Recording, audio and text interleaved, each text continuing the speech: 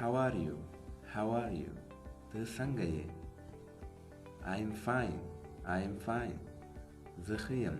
Thanks. شکریه. Where are you from?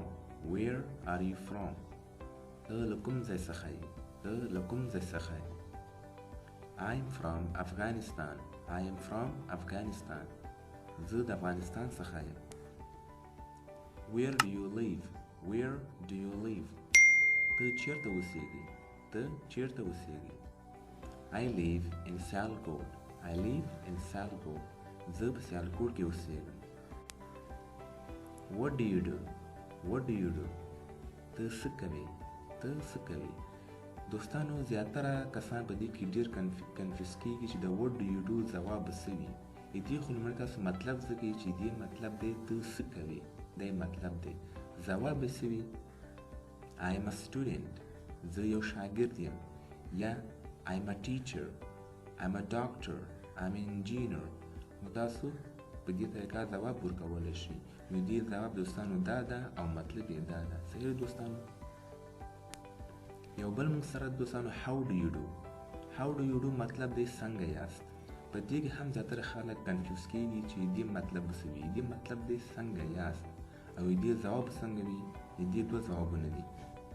یو دی fine.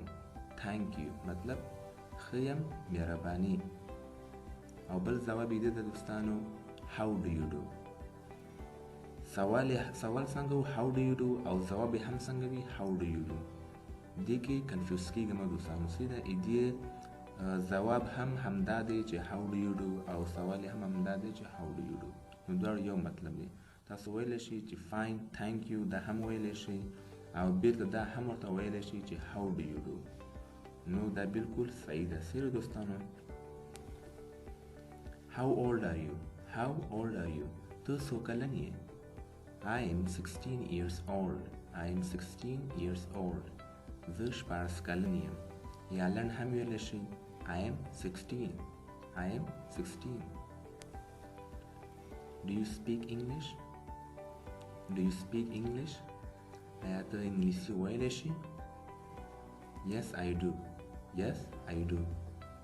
هو زه ویلی شم. دوستانو دا yes I do ما ولې ویلې دا ځکه چې ما نه په کومه زمانه کې چیرې تاسو نه سوال وسي باید تاسو په همغه زمانه کې ځواب ورکړئ.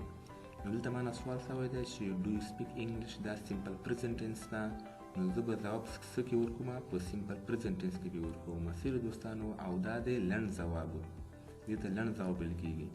که چیرې زه له دې سره WH فیملي لغات واچوم لکه when why whose whom که چیرې دا زه ورسره استعمال کړم په سوال کې نو بیا د هغه لپاره به زه بیا اوږد ځواب ورکوم. صحیح دوستانو بیا هغه ته زه نشم ویلی چې yes I do یا no I do not.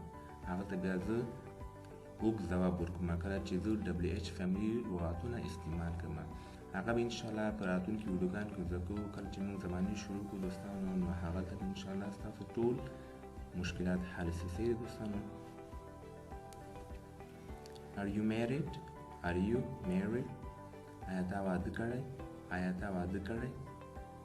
No I'm not married. No I'm not married. نه ما واده نه دی کړی. نه ما واده نه دی کړی. What do you want to be in the future? What do you want to be in the future?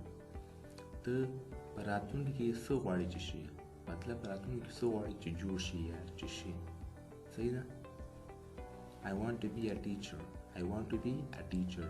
زه غواړم چې استاد شم. زه غواړم چې استاد شم. Where is the bathroom?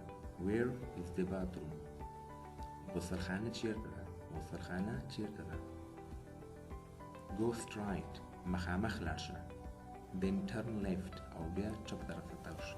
او بیا چپ طرف ته تاو شه. Go straight ویل کېږي مخامخ لاړ شه. Then turn left.